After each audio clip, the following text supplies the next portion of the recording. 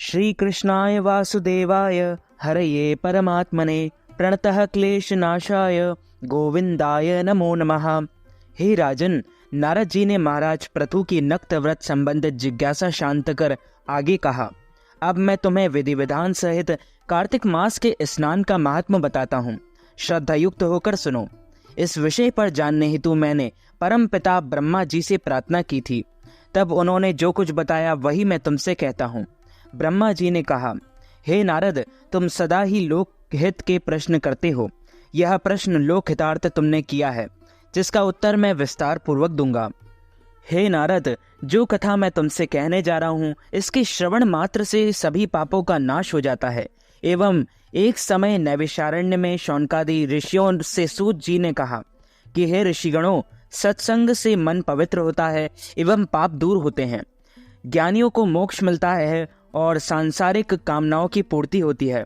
जिस प्रकार श्री गंगा जी पापों को नष्ट कर देती है, चंद्रमा ताप और कल्प वृक्ष दरिद्रता को नष्ट कर देता है, उसी प्रकार सत्संग का मात्र एक क्षण मनुष्य के सभी पापों को धो डालता है। उसके सभी संताप मिट जाते हैं। हे पुत्र, सत्संग का एक क्षण भी दुर्लभ मोक्ष को देने वाला है। हे वत्स, कार्तिक मास मनुष्य को सत्संग का सर्वोत्तम अवसर प्रदान करता है।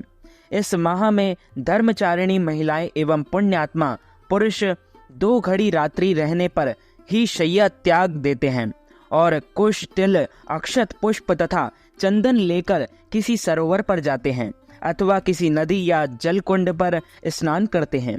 हे पुत्र, घर के स्नान से तालाब पर जाकर स्नान करने से 10 गुना अधिक फल की प्राप्ति होती है। तालाब से 10 गुना फल नदी प्रदान करती है। नदी से 10 गुना फल संगम के स्नान से मिलता है और इससे भी 10 गुना अधिक फल किसी तीर्थ पर किए स्नान का मिलता है। स्नान करने के पश्चात भगवान विष्णु को अर्घ्य अर्पित कर इस प्रकार प्रार्थना करनी चाहिए। हे कमल नाम, हे जल में वास करने वाले नारायण, आपको बारंबार नमस्कार है, आप मेरा अर्घ्य स्वीकार करें। हे जगदीश्वर, आपका निवास जल में है और जल ही इस चराचर का जीवन है। हे देवेश, आपके पुनीत नाम का स्मरण कर मैंने कार्तिक स्नान किया है। हे दामोदर, आप मेरे अपराध क्षमा करें और मेरे घर को धन धान्य से पूर्ण करें। यहाँ तक की कथा सुनकर नारद जी ने पूछा, हे पितामह, भगवान क्या सरोवर, नदी अथवा संगम के जल में ही विराजते हैं? हे नारद, भगवान ना तो वैकुंठ में रहते हैं और ना केवल योगियों के हृदय में निवास करते हैं। वे तो भक्त वत्सल हैं और सदा अपने भक्तों के बीच में रहते हैं।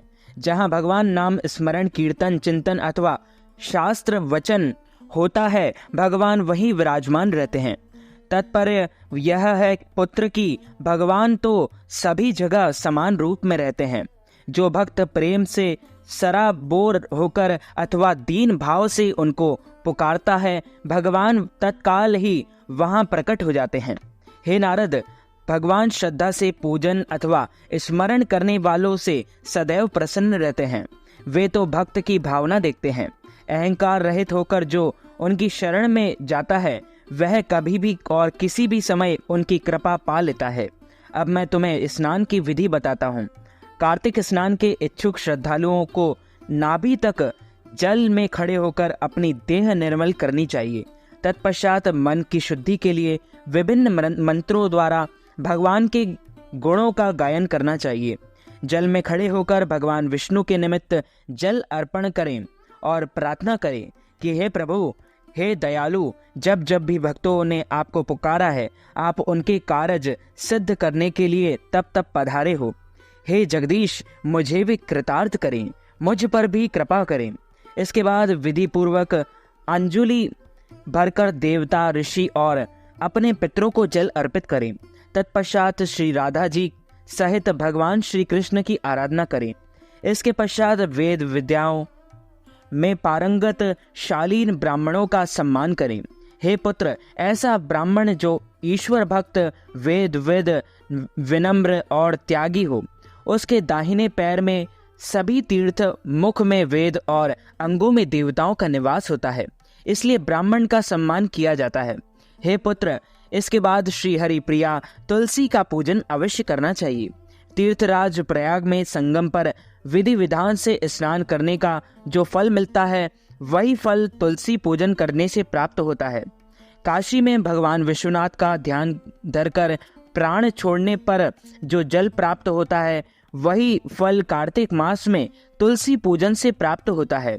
श्री सूत जी बोले कि हे ऋषिगणों, भगवती तुलसी की पूजा करते समय इस प्रकार प्रार्थना करें, हे हरिप्रिय तुलसी, देवी देवताओं ने तुम्हें उत्पन्न किया है, सभी मुनीश्वरों ने तुम्हारी वंदना की है, तुम्हें श्री शालिग्राम जी का साथ मिला है। हे पापों का नाश करने वाली, मुझे अपनी कृपा प्रदान करो। हे मुनियों, स्नान पूजन आदि के बाद विष्णु भगवान की लीलाओं की पौराणिक कथा सुननी चाहिए, कथावाचक का आदर करना चाहिए। इस प्रकार कार्तिक स्नान और व्रत करने वाला पूजन वंदन करें। श्री ब्रह्मा जी बोले, हे नारद, कार्तिक मास में विधि विधान से स्नान पूजन करने वाले के सभी मनोरथ पूर्ण होते हैं। जो जन श्रद्धा युक्त होकर इस कथा का वाचन या श्रवण करते हैं उसकी भी सभी मनोकामनाएं पूर्ण हो जाती है। बोलिए श्री कृष्णचंद्र भगवान की जय, श्री राधा रानी सरकार की जय, शंकर भगवान की जय, लक्ष्मी नारायण भगवान की जय। तो मित्रों, हमारे इस ज्ञानवर्धक वीडियो को आप अधिक से अधिक लोगों को शेयर कीजिएगा, लाइक कीजिएगा, कमेंट कीजिएगा और सब्सक्राइब करके बेल आइकन को भी ऑन कर लीजिए। ऐसे ही नई नई वीडियो देखने के लिए आप सभी को सादर जय श्री कृष्ण, सादर धन्यवाद।